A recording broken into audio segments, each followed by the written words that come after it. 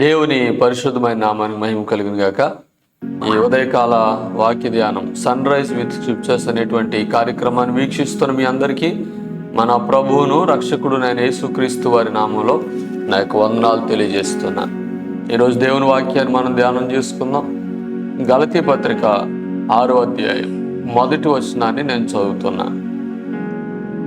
సహోదరులారా, ఒకడు ఏ తప్పిదములోనైనను చిక్కుకొని ఎడల ఆత్మ సంబంధులైన మీలో ప్రతివాడు తానును శోధింపబడునేమో అని తన విషయమై చూచుకొంచు సాత్వికమైన మనసుతో అటివానిని మంచి దారికి తీసుకొని రావలెను.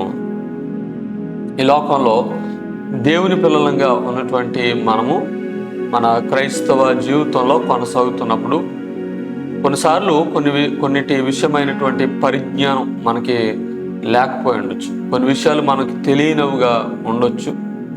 సో ఆ తెలియని విషయాల వలన మనము కొన్నిసార్లు తప్పుదారుల్లో వెళ్ళడం, మనం తీసుకునేటువంటి నిర్ణయాలు సరైనవి కానివిగా ఉండడం జరుగుతుండొచ్చు. అలాంటప్పుడు మనల్ని సరిచేసేటువంటి వాళ్ళు ఎవరైనా ఉండడం అది మనకు మేలుకరం. సో ఎవరైనా మనం చేసేది తప్పు, లేకపోతే మనం వెళ్తున్నటువంటి మార్గం సరైనది కాదు అని మనకు చెప్పేవాళ్ళు ఉండాలని మనం ఎప్పుడు కూడా కోరుకోవాలి. ఎప్పుడైతే అలాంటి వాళ్ళు ఉంటారో మనం ఎదుగుతాం. మన తప్పులను సరి చేసుకుని పైకి ఎదగడానికి ఎంతో ప్రోత్సాహకరంగా ఉంటుంది అనేది మనం గమనించాలి. ఇక్కడ అదే చెప్తున్నాడు, సహోదరులారా, ఎవడైనాను తప్పిదము చేస్తే అటు వారిని సాత్వికమైనటువంటి మనసుతో దారిలోకి తీసుకురావాలి.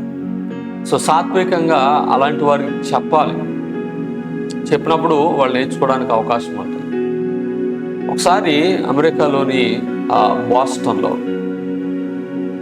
ఒక ఇద్దరు వ్యక్తులు ఒక ప్రముఖమైనటువంటి ఒక సెమినార్కి అటెండ్ అయ్యారు.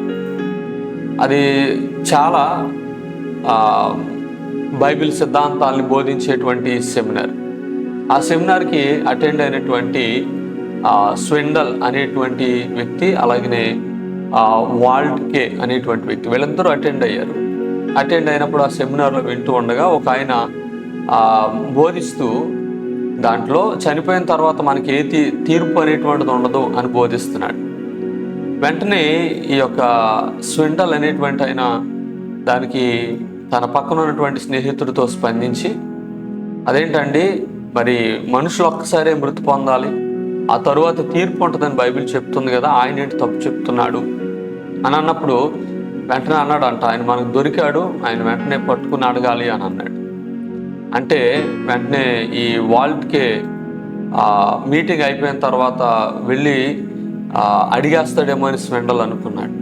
కానీ వాల్ట్కి ఏమీ అడగకుండా అతన్ని వెళ్ళనిచ్చి వదిలేస్తే వెంటనే స్వెండల్ అంటాడు కదా, మీరేంటంటే అలా వదిలేశారు, ఆయన అడగాలి కదా, మీరు తప్పు చెప్పాడు కదా అని అంటే, అప్పుడు వెంటనే ఆయన అన్నాడు, మనం ఆయన్ని వ్యక్తిగతంగా కలిసి ఆయనకు ప్రేమతో చెప్తాం వాక్యాన్ని. మనం మీరు మధ్యలో చెప్పినప్పుడు అతను దాన్ని చులకనగా తీసుకుంటాడేమో, దాన్ని తేలిగ్గా తీసుకుంటాడేమో, కాబట్టి వ్యక్తిగతంగా మనం చెప్దాం అనేసి అతడు అనుకుని ఆ తర్వాత కలిసి ఆయన వ్యక్తిగతంగా మీరు ఇలా చెప్పారండి, కానీ వాక్యం ఎలా ఉంది కదా అన్నప్పుడు అతను సరి చేసుకున్నాడు, ఆ బోధకుడు సరి చేసుకున్నాడు. వెంటనే ఈ యొక్క స్వెండల్ వాల్ట్కే చేసినటువంటి ఆ పనిని చూసి తను చాలా ఆశ్చర్యపోయాడు. ఎందుకనంటే అంత పెద్ద వ్యక్తి ఈ చిన్న వ్యక్తి చెప్పగానే సరి చేసుకున్నాడు. దానికి కారణం ఏంటంటే సాత్వికంగా చెప్పడం, దానికి కారణం ఏంటంటే ప్రేమతో చెప్పడం. కనుక మనము ఇతరులను ప్రేమతో సరి చేసేటువంటి ప్రయత్నం చేయాలి. ఇక్కడ అదే అంటున్నాడు, మనలో ప్రతివాడు కూడా తానును శోధింపబడునేమో, అంటే మనం కూడా అలాంటి పొరపాట్లు చేసేటువంటి అవకాశం ఉంటుందేమో. కనుక మన సహోదరులు అలాంటి పొరపాట్లు ఉన్నప్పుడు వారిని మనం వెంటనే సరి చేయడం ద్వారా మనం కూడా అలాంటి పొరపాట్లలో పడకుండా అవకాశం ఉంటుంది. అది సాత్వికతో చేయాలి. అంటే కేవలం బోధాంతపరమైన విషయాలు, ఆ బోధనాపరమైన సిద్ధాంతపరమైన విషయాలు మాత్రమే కాదు, వ్యక్తిగత జీవితంలో మన సొంత నడవడికలో మన స్నేహితులు, మన బంధువులు, మన కుటుంబ సభ్యులు, వారి నడవడికలో వారు కలిగి ఉండేటువంటి ఆ తప్పులను కూడా మనం ప్రేమపూర్వకంగా సరి చేసేటువంటి వారంగా ఉండాలి. అది వారి ఎదుగుదలకు, ఆధ్యాత్మిక ఎదుగుదలకి ఏంటి, ఈ లోకంలో భౌతిక ఎదుగుదలకి ఏంటి, అది ఎంతో ఉపకరించేదిగా ఉంటుంది. కనుక ఒక గద్దింపు, ఒక సాత్వికమైనటువంటి గద్దింపు ఒక వ్యక్తిని ఎదిగింప చేసేదిగా ఉంటే, ఆ గద్దింపుకు లోబడేటువంటి వ్యక్తి తన వ్యక్తిగత జీవితంలో తనంతో పైకి వెళ్ళేటువంటి వాడిగా ఉంటాడు. కనుక ఇది ఒక మంచి పరిచర్య. మనం గద్దించాలి, అది సాత్వికంగా చేయాలి. మనం లోబడాలి, సాత్వికమైనటువంటి గద్దింపుకు లోబడి సరి చేసుకోవాలి. అలాగిన అత్యున్నతంగా పైకి ఎదగడానికి అది ఎంతగానో మనకు తోడ్పాటుగా ఉంటుంది. కాబట్టి ఎవరైనా మనం సరి చేసుకోమని చెప్తున్నప్పుడు అది ప్రేమతో, అది సత్యమైనప్పుడు, అది నిజమే, నేను సరి చేసుకోవాలని గ్రహింపు కలిగినప్పుడు వారి మీద కోపపడడం కాదు, నాకు చెప్తున్నారేంటి అని అనుకోవడం కాదు, కానీ మనము దాన్ని స్వీకరించి అంగీకరించే వారంగా ఉండాలి. కనుక అలా ఉందాం, దేవునిలో మనం ఎదుగుదాం. అలాంటి కృప పరిశుద్ధాత్మ దేవుడు మనకు అనుగ్రహించునుగాక. ఆమేన్. ప్రార్థన చేసుకుందాం. మహోన్నతుడైన తండ్రి, ఈ ఉదయకాల సమయంలో మాకు అనుగ్రహించిన ఈ ఆత్మీయ ఆహారాన్ని బట్టి వందనాలు.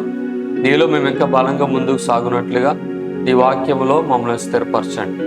మా జీవితాల్లో మేము వెళ్తున్నటువంటి తప్పు మార్గాల్లో మమ్మల్ని సరిచేసేటువంటి వారిని మాకు అనుగ్రహించండి. సత్యవాక్యం చేత మమ్మలను సరైన మార్గంలో సాత్వికమైనటువంటి గద్దింపుతో నడిపించే కృప మా తోటి సహోదరులకును మాకు అనుగ్రహించమని, ఈ వాక్యం అంటున్న బిడ్డలను మీరు నిండారులుగా ఆశీర్వదించమని యేసుక్రీస్తు నామములో ప్రార్థించి అడిగి వేడుకుంటున్నాము తండ్రి. ఆమేన్. Thank you for watching. God bless you.